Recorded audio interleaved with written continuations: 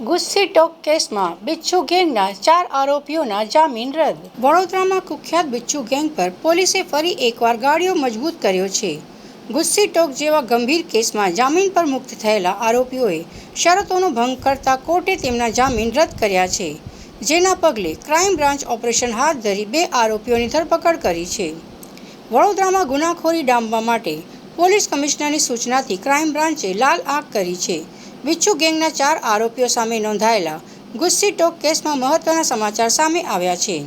જામીન પર બહાર આવ્યા બાદ આ આરોપીઓ ફરીથી ગુનાખોરીની પ્રવૃત્તિઓમાં સામેલ થયા હતા અને જામીનની શરતોને સરેઆમ ભંગ કર્યો હતો.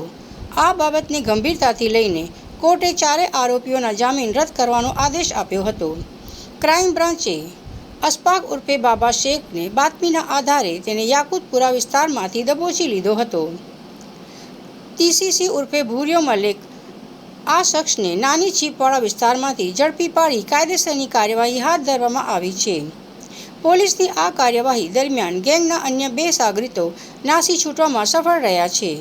મુન્નો ઉર્ફે તરબૂચ અને અન્ય એક આરોપીને હાલ પોલીસ ચોપડે ફરાર જાહેર કરવામાં આવ્યા છે.